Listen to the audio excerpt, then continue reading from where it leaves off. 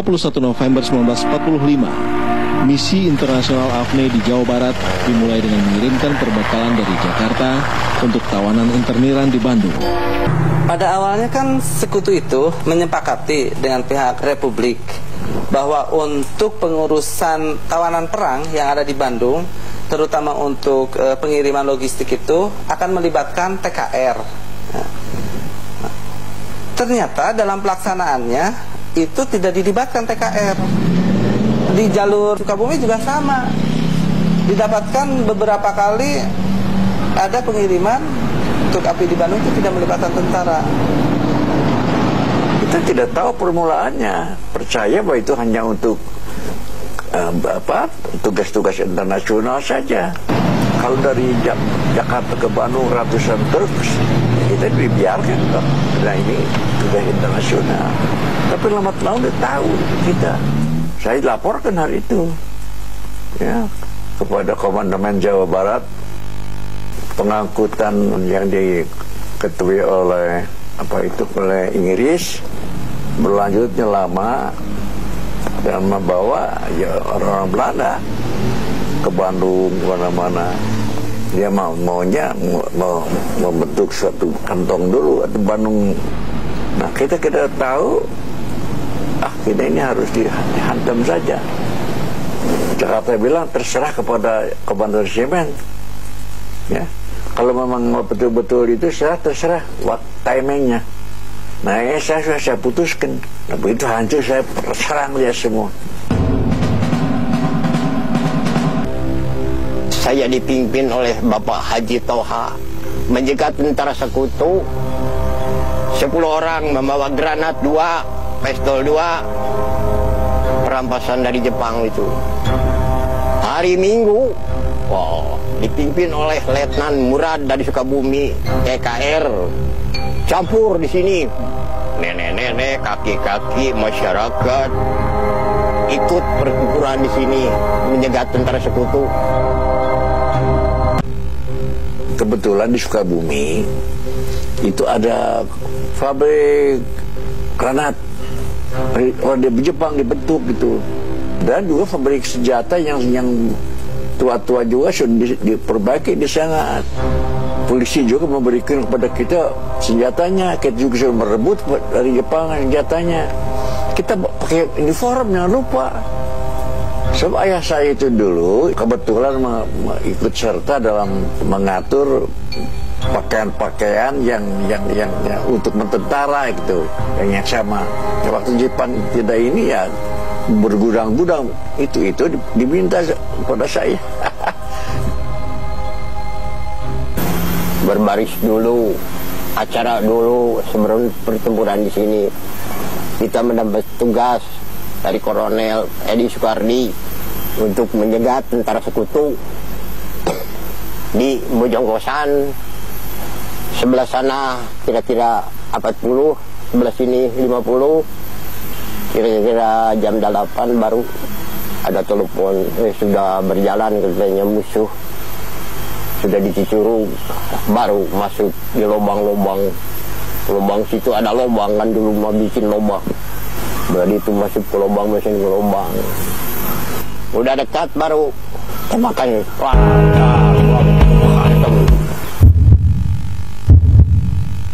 Sekutu memilih jalur Sukabumi yang relatif datar, tetapi sebenarnya juga kondisi geografisnya cukup lumayan rumit juga karena berkelok-kelok jalannya, dan salah satu jalan yang cukup strategis saat itu dianggap oleh para pejuang Sukabumi itu salah satunya adalah di daerah Bojongkosan, dan itu sudah masuk pada strategis dari Komandan Resimen Edi Sukardi, dan akhirnya di situ dibuat penempatan pasukan untuk melakukan penyerangan. Jadi saya punya 4 batalion. Permulaannya batalion itu di Sukabumi. Jadi dari Bogor sampai Ciranjang saya pasang satu batalion. 4 batalion. Batalion 1 tugasnya Cicurug sampai Cibadak. Komandan batalionnya Yahya Bakram.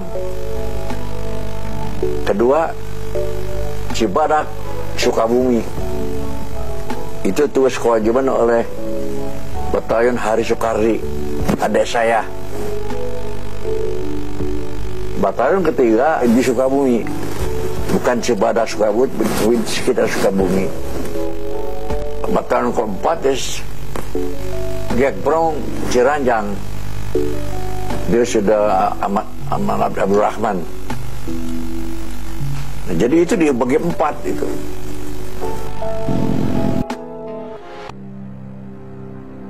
Minggu 9 Desember 1945, menjelang senja, pertempuran itu dimulai. Iring-iringan pasukan sekutu dari Batalion Jats berkekuatan lebih dari 150 truk, tank Sherman, Panzerwagon, dan Brand Carrier dikepung oleh pasukan TKR yang menggunakan strategi menggebuk ular berbisa dari Sun Tzu. Jalan-jalan itu pertama sudah digali, jadi memperlambat mereka. Kedua, kita lemparin dulu dengan granat dan cepol kembali ke belakang. Diatur jalannya mana. Mereka tidak tahu, tidak akan menyusul, mereka tidak berani menyusul. Dikira banyak, padahal sedikit.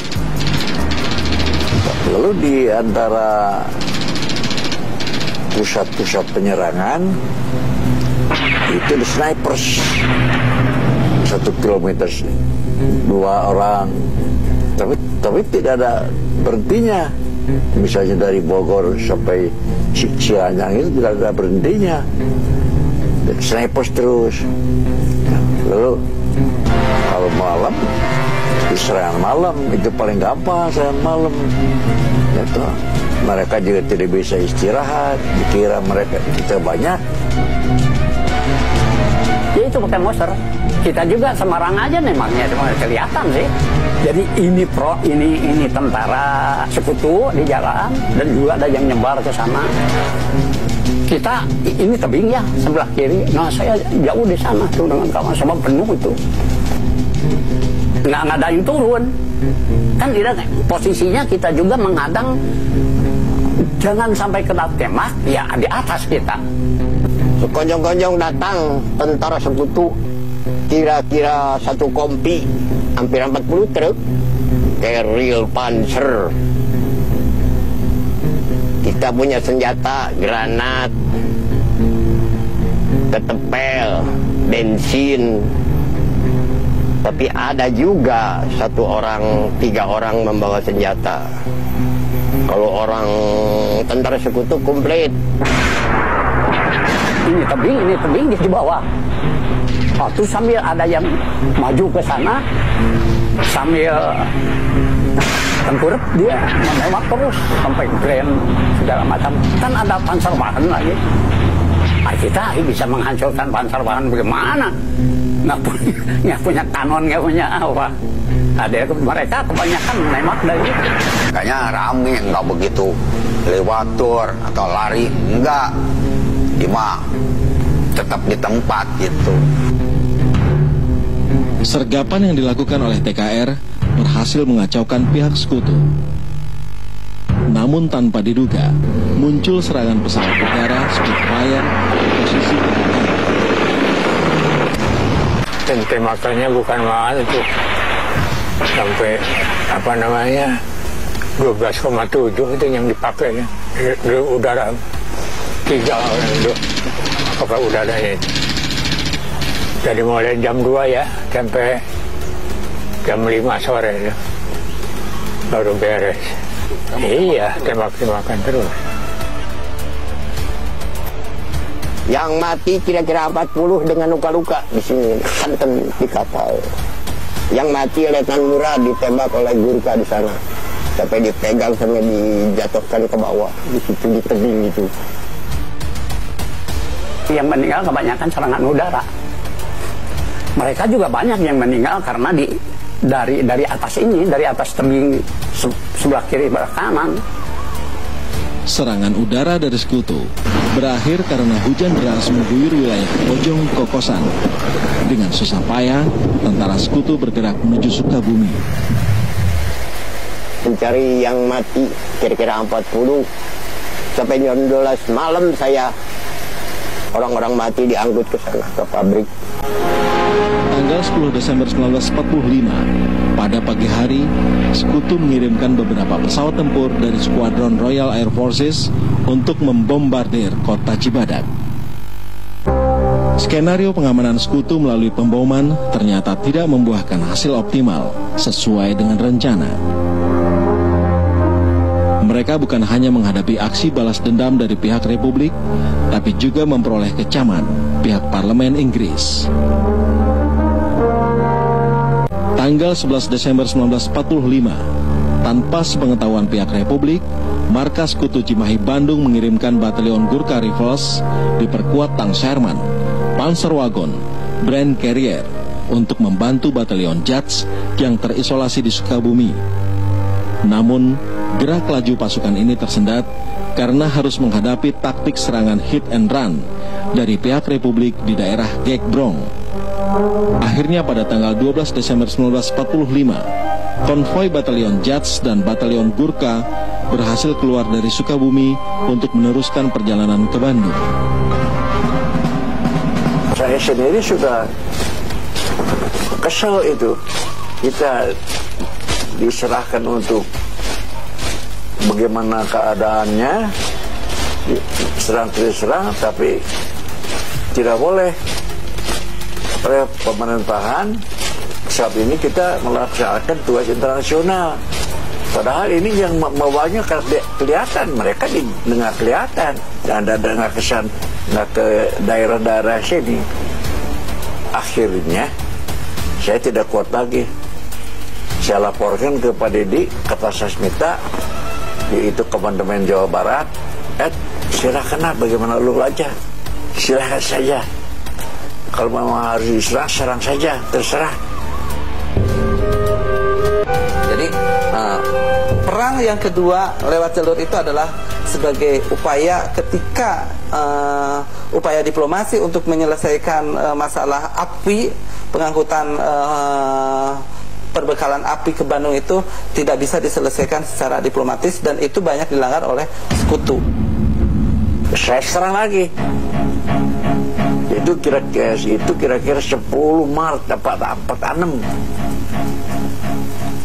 Itu 5 hari perang di Jawa Barat itu begitu hebatnya sampai mereka mengatakan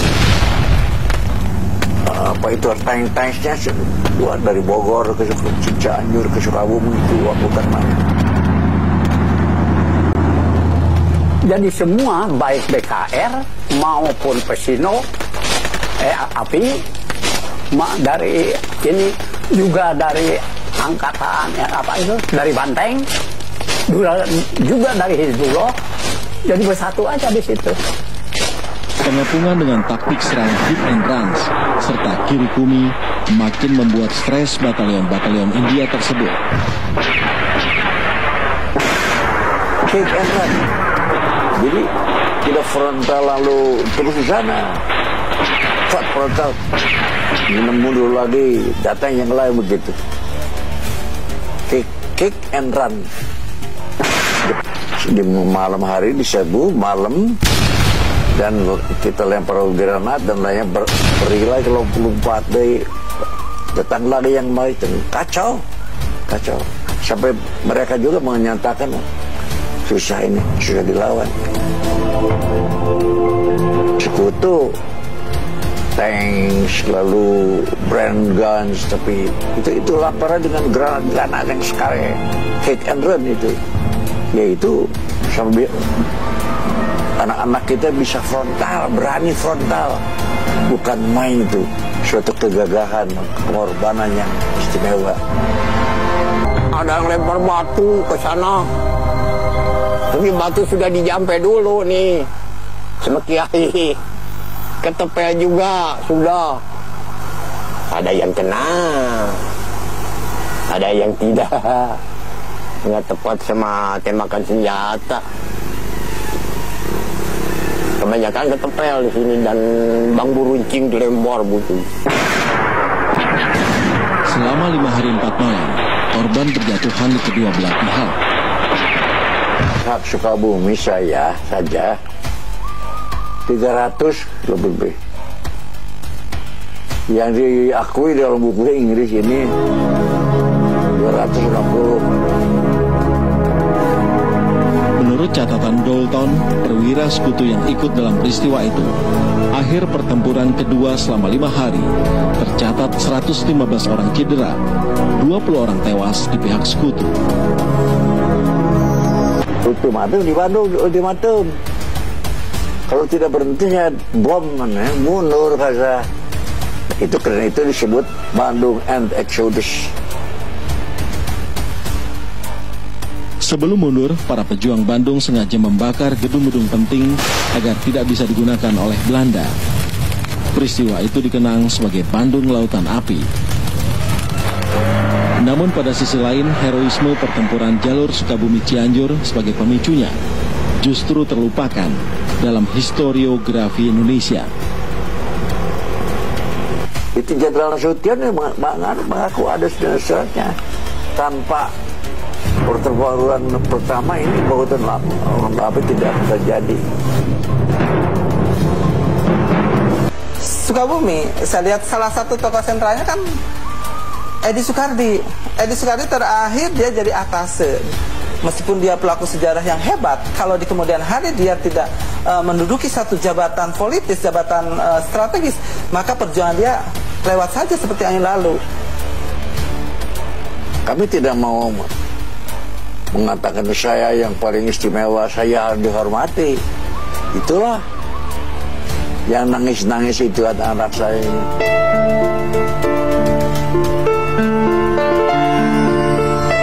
Kalau di Surabaya ada Hari Pahlawan, di Jawa Barat Ambarawa, infanteri.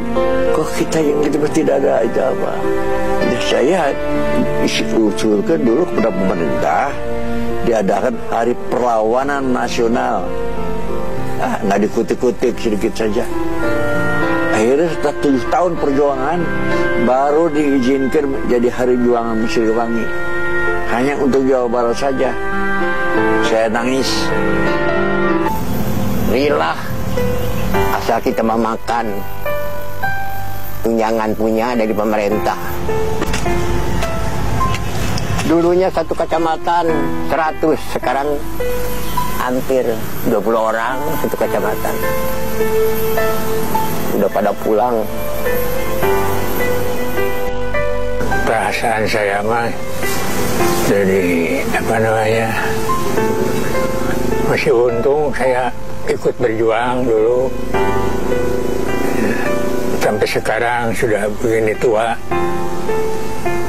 alhamdulillah dapat tunjangan gitu sedikit-sedikit.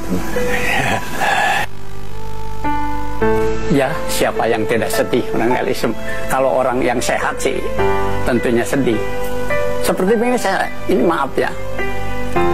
Nanti mudah-mudahan ini juga bisa didengarkan oleh para pejabat.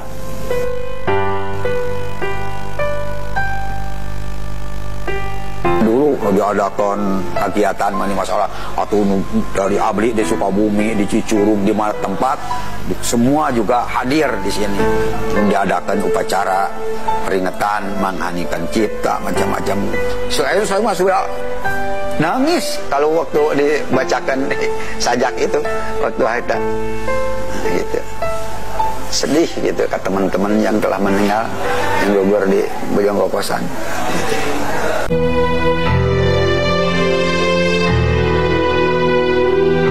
Setelah begitu bertahun-tahun berjuang, tapi sangat dilalaikan.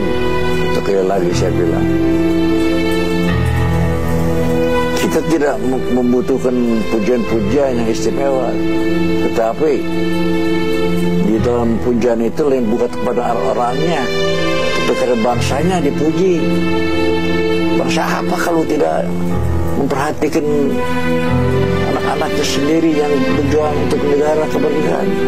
Bangsa apa? Jangan yang mau tahu. Bangsa apa? Ingat saja Bung Karno mengatakan bangsa yang besar itu menghormati bangsa, itu menghargai perjuangan bangsa sendiri. Itu jangan lupa itu.